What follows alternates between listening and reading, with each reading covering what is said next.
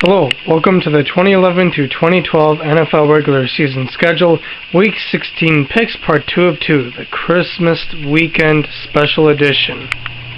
At 12 o'clock Central Time on CBS, it's Denver at Buffalo. The Broncos will come out on defense, swarming and hard-hitting, and should be the recipient of some key takeaways, while the offense and the game plan should allow for 60 minutes of ball security, leading to the all-important plus-side statistic, which usually is a good barometer as to which team comes out victorious. In this stadium in December, the Broncos have a huge advantage with Britton Colquitt and Matt Prater on special teams. The Bills have struggled in this facet of the game, so a big play on a shortened field is possible. Protect the ball, and the battle of the special teams will be no contest. Broncos 33, Bills 23. At 12 o'clock Central Time on Fox, it's Arizona at Seattle. Two unlikely playoff contenders get a chance to effectively end the season of the other in this big showdown. Arizona has been the hotter of the two as of late and is winning with a backup in John Skelton. The Cardinals' quarterback does have a tendency to turn the ball over and could face a lot of pressure in this game. Both Green and Fitzgerald are two of the top playmaking wide receivers, and the clubs are also fairly equal on the ground. That leaves Cincinnati's solid defense as the difference. Bengals 23, Cardinals 16. 12 o'clock Central Time on CBS, it's Jacksonville at Tennessee. At 7-7 and coming off a loss to the league's last winless team, the Titans are hardly a safe bet against anyone. That said, they're at home and playing for their playoff lives, and when push comes to shove, they do have a talent advantage at most positions. It may not be pretty, but expect either Hasselbeck or Locker and Johnson to make at least one more big play than their visitors. Titans 21, Jaguars 13. At 12 o'clock Central Time on CBS, it's Oakland at Kansas City. Both teams having something to play for in the rivalry that exists between these two franchises, motivation is not going to be an issue. That means it's going to come down to who executes the best, and the Chiefs seem to hold an advantage based on recent results. Kansas City's defense has been mostly terrific over the past 4 weeks, and Orton brought a much-needed spark and stability to an offense that was sorely lacking in those aspects. Oakland, meanwhile, continues to cripple themselves with mistakes, whether it's turning the ball over in bunches, defensive breakdowns, or a troubling plethora of penalties. The Chiefs seem to be the more sounder of these two participants, and that grasp of fundamentals could wind up being the difference. Chiefs 23, Raiders 14. At 12 o'clock Central Time on CBS, it's Miami at New England. Don't expect a 600-yard outburst from New England this time around, as the Dolphins are far more sound on defense than in the early part of the season and should get more pressure on Brady than the first meeting. Bush wasn't nearly the factor he is now at that time as well, nor was Moore even the team's regular quarterback. Still, the Dolphins have to travel to Foxborough, where the Patriots have been nearly invincible over the last 3 seasons, and New England's going to get its points with the way the offense has been humming lately. That's likely to cause Miami to deviate from its desired game plan and take it to the air more than preferred, which could lead to 1 or 2 costly mistakes that may turn a relatively tight game into a comfortable win for the AFC East champions. Patriots 30, Dolphins 13. At 12 o'clock Central Time on Fox, it's the New York Giants at the New York Jets. While the Giants seem capable of higher-end peaks, their valleys, like last week's dud versus Washington, are probably lower than the Jets' crashes. The Jets have become so accustomed to finding the right formula at this time of year and should be able to play soundly against Manning while doing just enough on the offensive side against an oft-dubious Giants defensive unit. Jets 30, Giants 24. At 12 o'clock Central Time on Fox, it's St. Louis at Pittsburgh. What would normally be a colossal mismatch on paper gets cloudier due to the respective quarterback injuries. The Rams could have emerged as a trendy upset pick thanks to Roethlisberger's injury, but a Clemens-led club doesn't sound like one poised to put up a lot of points. This could in fact turn into a very ugly game, but it is still one that Pittsburgh should win to keep its division title hopes alive. Steelers 16, Rams 6. At 12 o'clock Central Time on Fox, it's Minnesota at Washington. The Redskins probably don't need to be reminded of attacking the secondary, considering they like doing it anyway. However, Minnesota ranks 30th in passing yards allowed and has surrendered an NFL-high 13 receptions of 40 yards or more. With cornerback Antoine Winfield out for the season, they lack a legitimate starter in the secondary. The Vikings have gone 9 games without intercepting the pass, though Redskins quarterback Rex Grossman has thrown 1 in 10 straight games. Redskins 23, Vikings 17. At 12 o'clock Central Time on Fox, it's Tampa Bay at Carolina. The Panthers have been competitive throughout the 2011 through 2012 campaign and only have 5 wins to show for it. Expect Carolina to make a serious run towards the playoffs next season, and that quest has already begun and will continue this week with another win. Tampa Bay is a good team as well, but the future is not as bright for the swashbuckling club that will find it difficult to contain the Panthers' offense once again. There's no question Morris knows how to inspire his players, but he can't be out on the field with them. Newton is playing at a high level right now, and it appears there's no end in sight. Panthers 24, Buccaneers 17. At 12 o'clock Central Time on CBS, it's Cleveland at Baltimore. The Ravens put together a complete effort in Cleveland at the beginning of the month and figured to be in good shape taking on the struggling club on their home turf. Baltimore knows that they wasted a golden opportunity to gain ground in the AFC last weekend, and given their struggles on the road this year, securing some home playoff games should be the club's #1 goal. Baltimore took full advantage of Cleveland's weaknesses in defending the run in the first meeting and should do some of the same to grab a much-needed victory in this one. Ravens 21, Browns 13.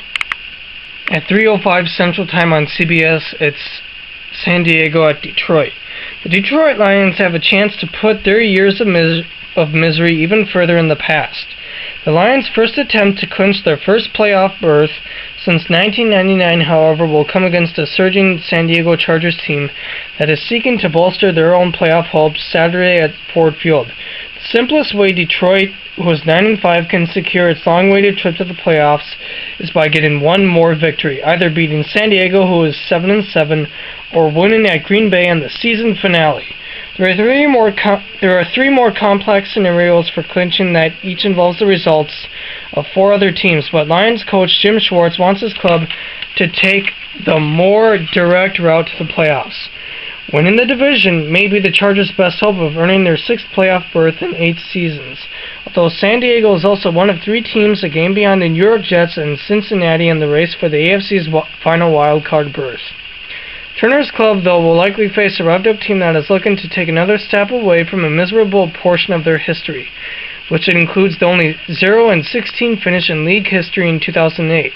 Before their 4 consecutive wins to conclude last season, the Lions had dropped 47-52, including an NFL record 26 straight on the road. After starting 5-0 for the first time in 55 years, Detroit looked like they might easily end their own playoff drought, and a 2-5 stretch that put that in jeopardy. But the Lions have gone back into the driver's seat with consecutive wins, the latest in stunning fashion. With his team trailing by 13, Matthew Stafford threw a pair of touchdowns in the final 5 minutes at Oakland, including a 6-yard pass to Calvin Johnson with 39 seconds left. Lions star defensive lineman Ndamukong Suh then blocked a desperate 65-yard field goal attempt to seal the 28-27 victory, making an impact in his return from a 2-game suspension. The win, combined with losses by the Bears and the Giants, moved the Lions 2 games ahead of a group of 4 7-7 teams. Currently in line for the NFC's number 6 seed, Detroit could move past Atlanta for the number 5 spot, although the Falcons hold the tiebreaker because of a 23-16 win at Detroit on October 23rd. For now, the Lions are simply focused on clinching a spot in the playoffs, and they will do just that in front of their 13th consecutive sellout crowd. Lions 29, Chargers 25. At 3:15 Central Time on Fox, it's San Francisco at Seattle. The 49ers will try to avoid a 3rd straight road loss on Saturday when they face the Seattle Seahawks, who are looking to keep their faint playoff hopes alive.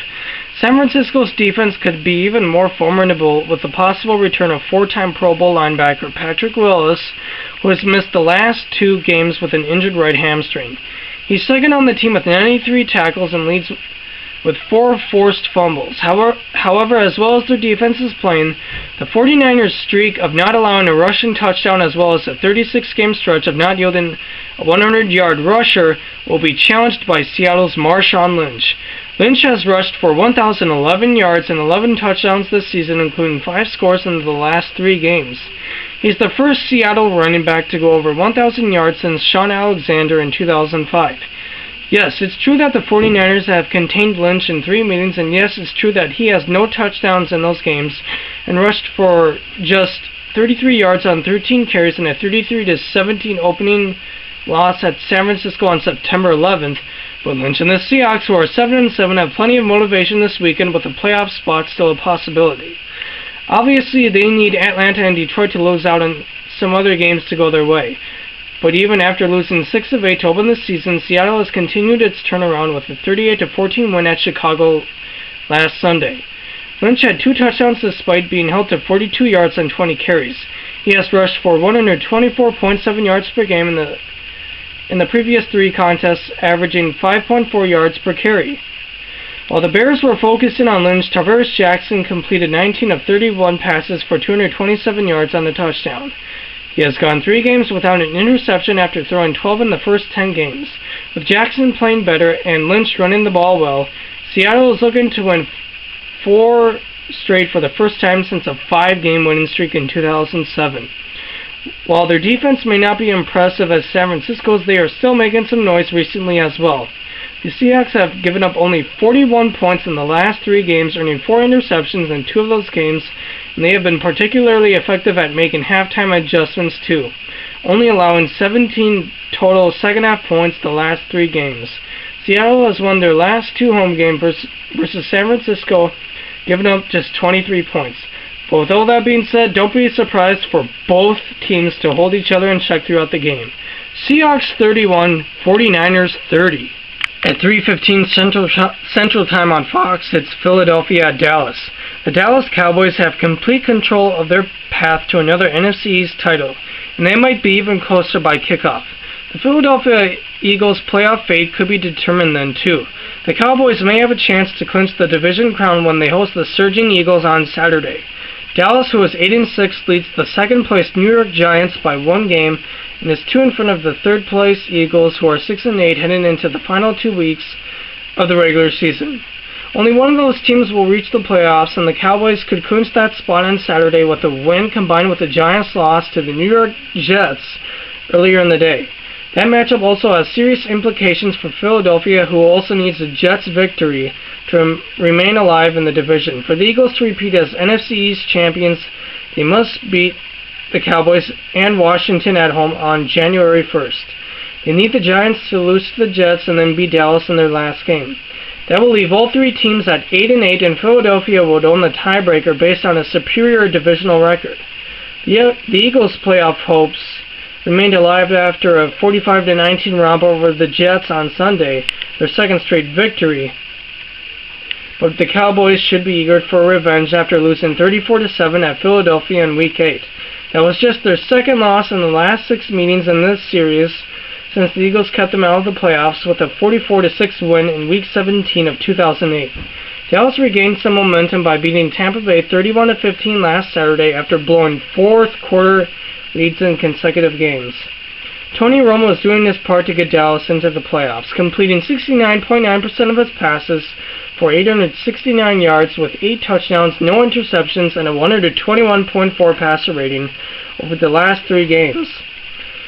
Romo has thrown 18 touchdown passes and just 2 interceptions in the last 7 contests. Morris made his season debut with 12 carries for 53 yards at the Buccaneers. Dallas' defense is looking to build on its best performance of the season, holding Tampa Bay to 190 total yards. Philadelphia could be without 4-time Pro Bowl cornerback Asante Samuel, who missed a 2nd consecutive practice on Thursday with a hamstring injury. I have heard enough of the Dream Team making it to Super Bowl 46, and enough is enough. That's not going to happen this time around. Cowboys 50, Eagles 25. At 7:20 Central Time on NBC, it's Sunday Night Football between Chicago at Green Bay. The Packers are trying to wrap up the number 1 seed in the NFC while the Bears need to win out to even have a shot at a wild card spot. Aaron Rodgers gives the Packers the clear edge in the passing game while the Bears have been the better team in the running game this year but will not have tailback Matt Forte for this contest. Defensively, both teams have been dreadful against the run but have been tough enough against the pass. If the Bears want to even have a chance in this contest, they will have to do it through the air, possibly on slant routes and screen passes. In overall talent, however, the Packers have the edge and are obviously playing at home. Packers 28, Bears 14. At 7:30 Central Time on ESPN, it's Monday Night Football between Atlanta and New Orleans. So it's the final Monday Night Football game of the season, and I can guarantee you that there will be more offenses in probably just the first quarter of this game than in the entire 4 quarters of last Monday's twice-delayed Pittsburgh at San Francisco slugfest. Actually, the Steelers could have done the Saints a huge favor by winning.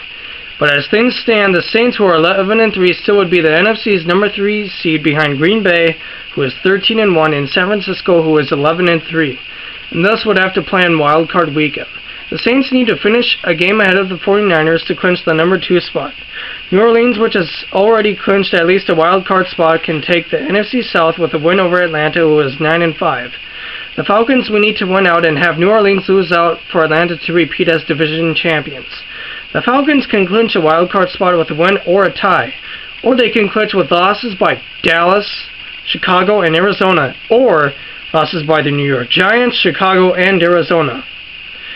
Anyway, the Falcons close the regular season with a home game versus Tampa Bay on January 1st, while the Saints will finish at home versus Carolina. With Green Bay losing last week, suddenly New Orleans looks like the NFL's most unstoppable team.